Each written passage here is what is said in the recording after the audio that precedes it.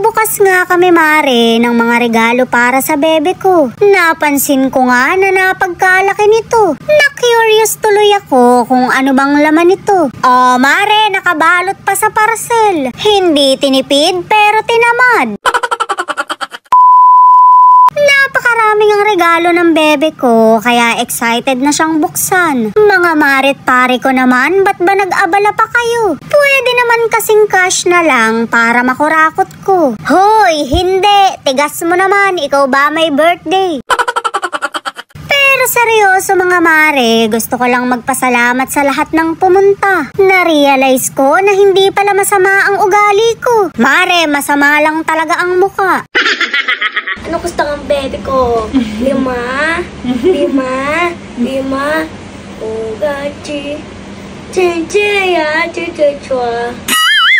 O diba, kabod na lang siyang nag-Chinese sa tuwa. Paborito niya kasi si Hello Kitty, kaya pagbigyan niyo na. Kainaman naman sa bebe ko, masarap siyang regaluhan. Kahit ano pang ibigay mo, tsak na magugustuhan. Mare, bigyan ko kaya ng kapatid to. Tingnan ko na lang talaga kung makangisi pa siya. Nakabalot nga sa papel yung regalo sa kanya ng best friend niya. Masayang masaya siya dahil may cute na face mask siya. Syempre, meron ding mga pamusod at pagkain na nakasupot. Alam na alam talaga niya na favorite subject ng anak ko ang recess. May paletter pa nga, Mare. Grabe talaga tong mga batang to. Napaka-sweet sa isa't isa. Paglaki na may magsisipag-plastikan din. Syempre, alam ko dahil ganun din kami ng mga magulang nila. Tamang bonding pa rin kahit nagsisiraan. Mare, boring ang samahan kung walang backstaban. Masyado kilig ng anak ko dahil mahilig siya sa art. Niregaluhan siya nito kaya hindi na pader yung dodrawingan niya. Handbag. So fearful.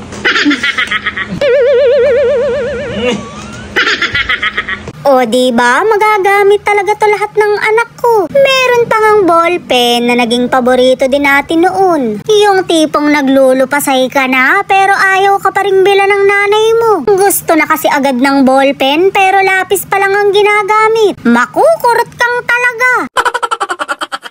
Panis, tung-tung-tung sahur. Kabisado ng anak ko lahat ng tauhan dito. Pero pag pinagkabisado mo ng multiplication table, magngangal-ngalan kayo. Umadididum pamor.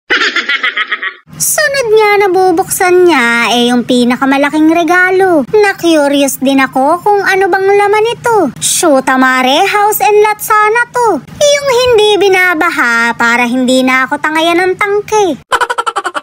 Napakabongga naman ito dahil nakabalot pa sa parcel. Hindi tinipid pero tinamad. Eme lang, Mare, kaklose naman namin yung nagbigay nito. Alam kong hindi siya mapipikon dahil katulad ko siyang manginginom. Ring at tinulungan ko na yung bebe ko dahil malaki talaga. Hindi na siguro siya tinanggal sa plastic dahil mahihirapang balutin. Ano gusto kong bebe ko? 5 peso.